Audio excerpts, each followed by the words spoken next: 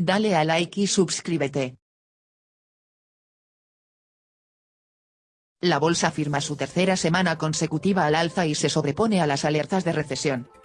El mercado empieza a poner en precio una subida de 75 puntos en Estados Unidos ante la fortaleza del empleo.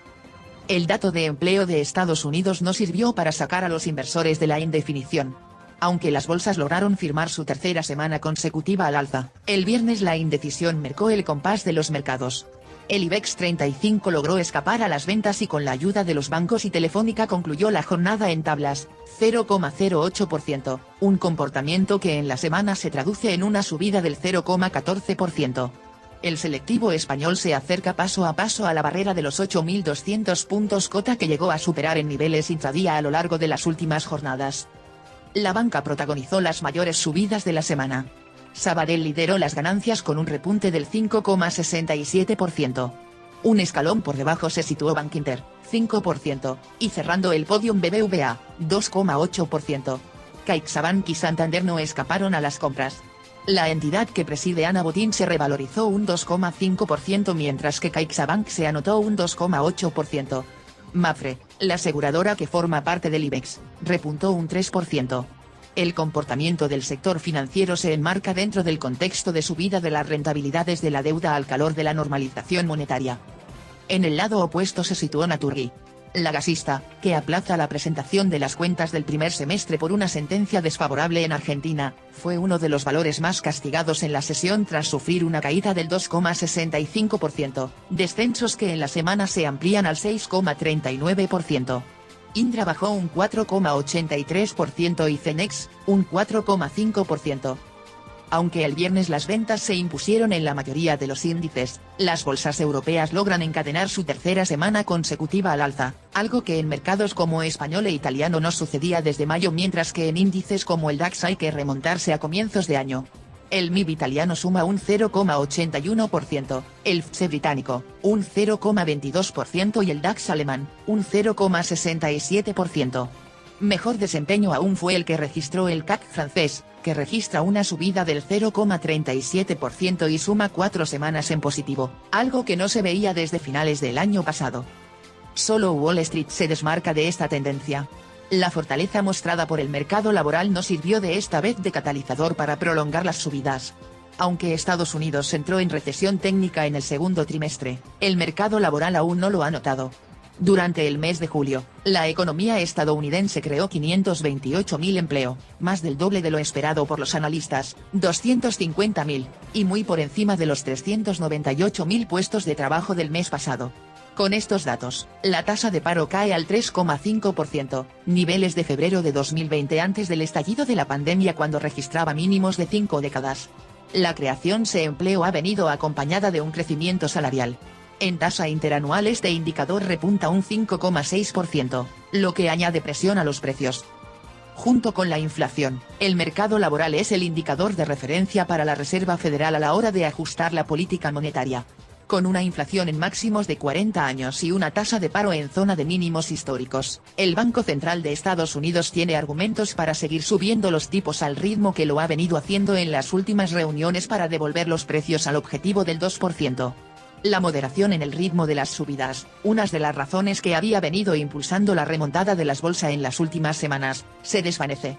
De hecho, el mercado ha empezado a poner en precio la posibilidad de que en septiembre el comité acuerde una tercera subida de las tasas de 75 puntos básicos. Al cierre de los mercados europeos, Wall Street registraba un comportamiento mixto en el balance semanal.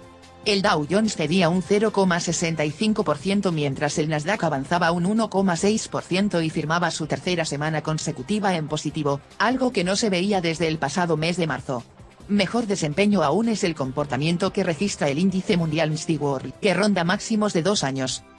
A pesar del alto en las subidas que hicieron el viernes la mayoría de las bolsas, Jesús Sáez, director de mercados de capitales para Iberia de Natixis, considera que la recuperación que experimentan los índices desde los mínimos de junio son una muestra de que el mercado aún no ha puesto en precio las alertas de recesión, la inversión de las curvas de deuda, las tensiones geopolíticas con Ucrania y Taiwán en la diana, así como los problemas propios de cada país como la inestabilidad política Italia o Reino Unido.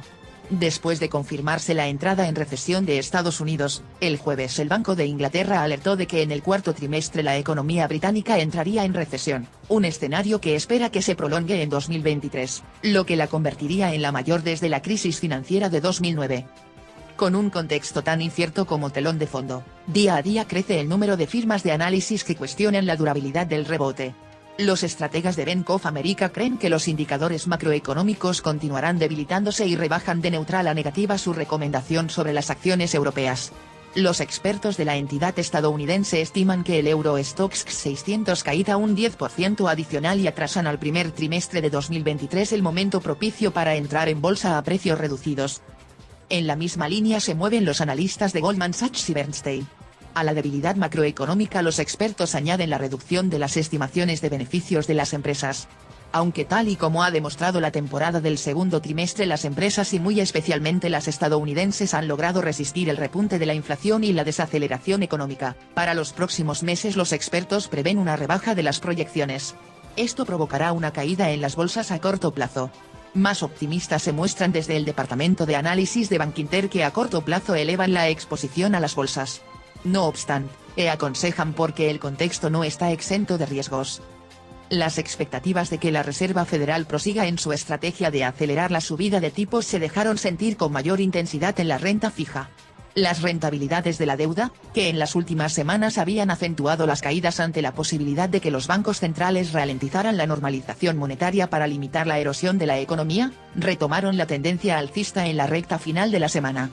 El bono español a 10 años sumó 12 puntos básicos en la semana, la mayor subida desde comienzos de julio, y volvió a superar la barrera del 2%.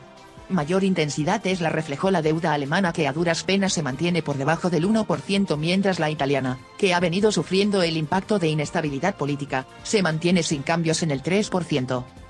Más intensa fue el repunte de las rentabilidades registrado por la deuda estadounidense. Con las expectativas de que la Fed vuelva a subir los tipos en 75 en septiembre, el bono a 10 años sumó 20 puntos básicos en la semana hasta el 2,85%. A pesar de este ascenso, la deuda a 2 años sigue pagando más, 3,24%. El diferencial entre ambas referencias se sitúa en los menos 39 puntos básicos, niveles no vistos desde el año 2000.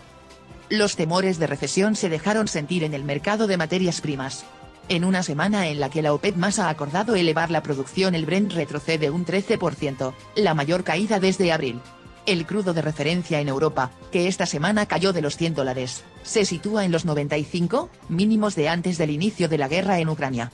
A pesar del respiro que ha experimentado en las últimas jornadas, los estrategas de Bank of America no descarta que el crudo vuelva a subir a los $130 si Estados Unidos y la UE limitan el precio del petróleo ruso. De ser así, el Kremlin reduciría su producción y elevaría de tono las tensiones energéticas. Dale a like y suscríbete.